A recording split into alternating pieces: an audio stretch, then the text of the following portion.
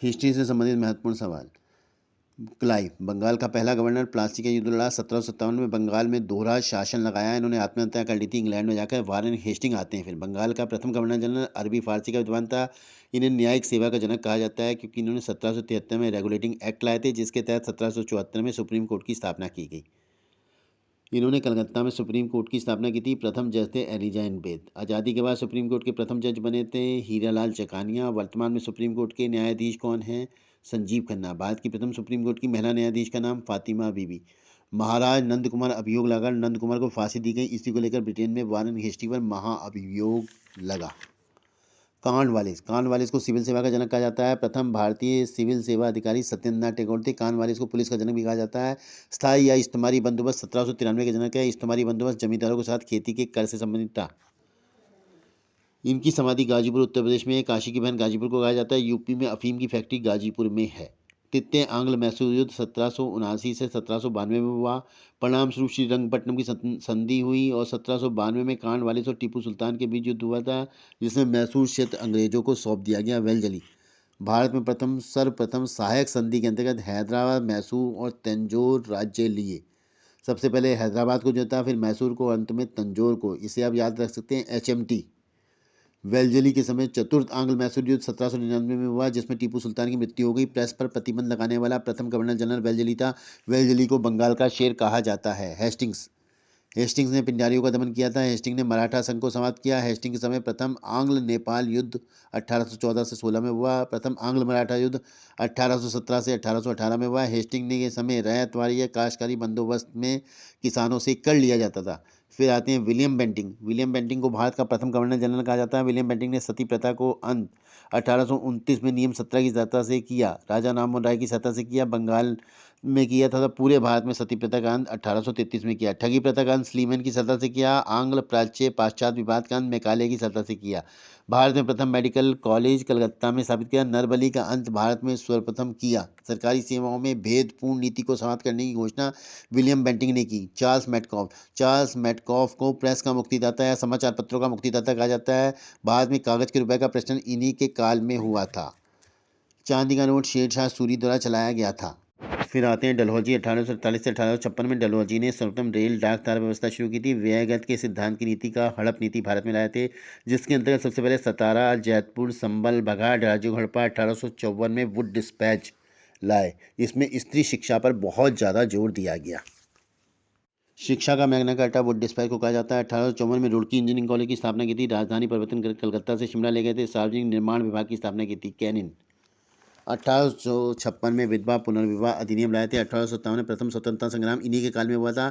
1857 में 3 नए विश्वविद्यालय खोले गए, जिनका क्रम क्रमशः बम्बई, कलकत्ता, मद्रास विश्वविद्यालय है।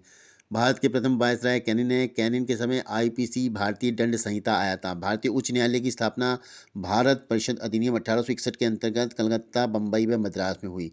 भारतीय असंतोष के परिणामस्वरूप कंपनी का शासन समाप्त करके महारानी विक्टोरिया को भारत की रानी घोषित किया गया। मेवो, भारत में प्रथम जनगणना 1872 में मेवो के काल में हुई। नियमित जनगणना रिपन के समय शुरू हुई। मेवो कॉलेज अजमेर में राजकुमारों को पढ़ने के लिए खोला गया। भारत के अंडमान में इनकी हत्या एक अफगान के द्वारा कर दी गई। लिंटन वर्नाकुलर प्रेस एक्ट या मुंह बंद करने वाला नियम 1878 में इन्हीं के कार्यकाल में लाया गया।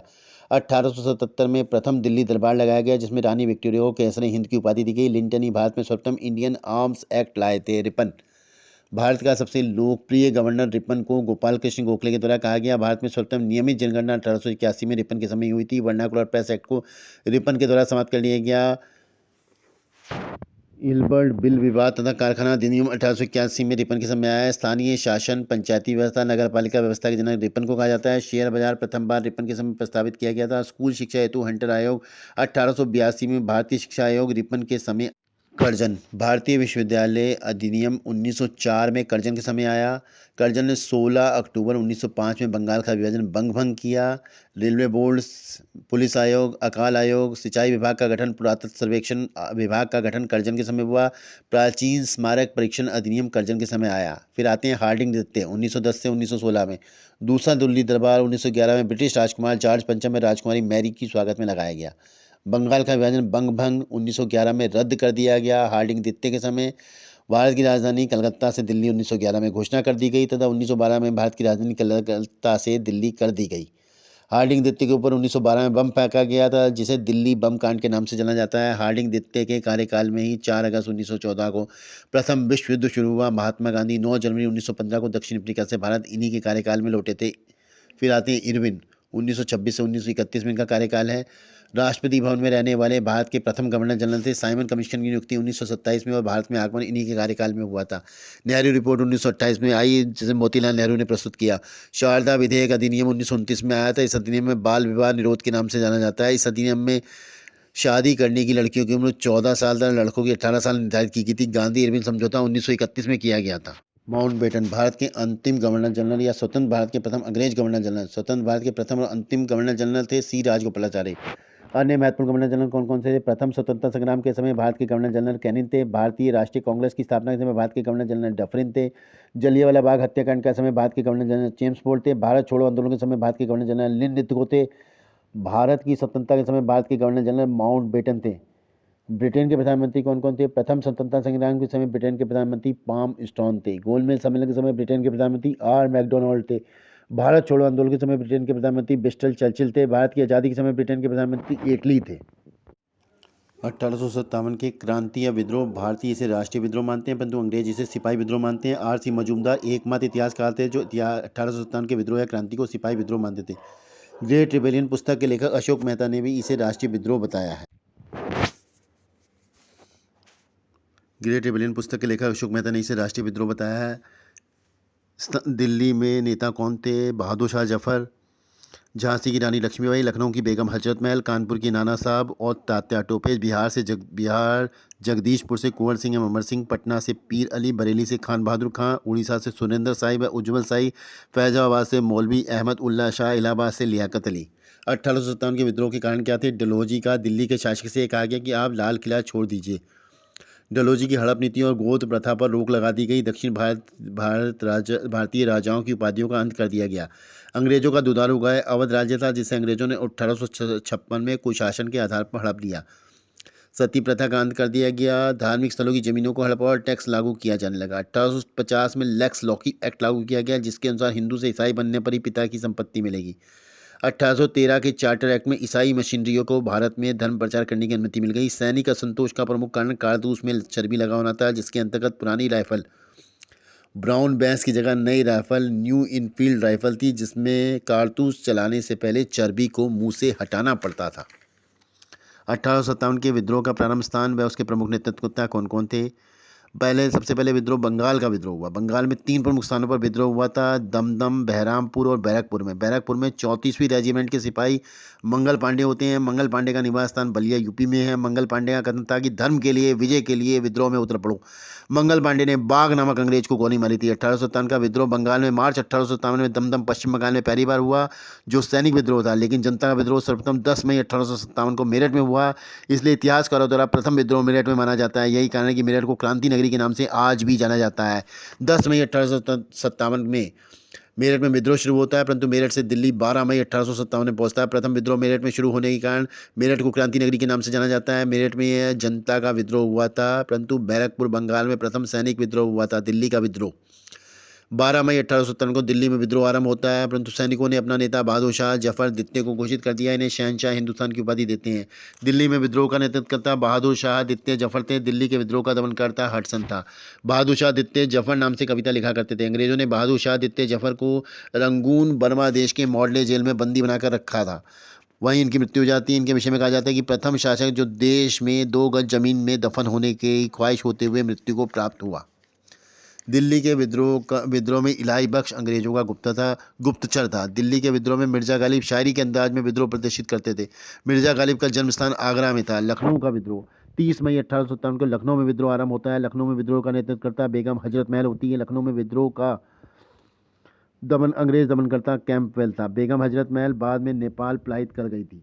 झांसी 5 जून 1857 को झांसी का विद्रोह शुरू होता है। झांसी के विद्रोह का नेतृत्वकर्ता महारानी लक्ष्मीबाई थी। झांसी के विद्रोह का दमनकर्ता हीरोज था।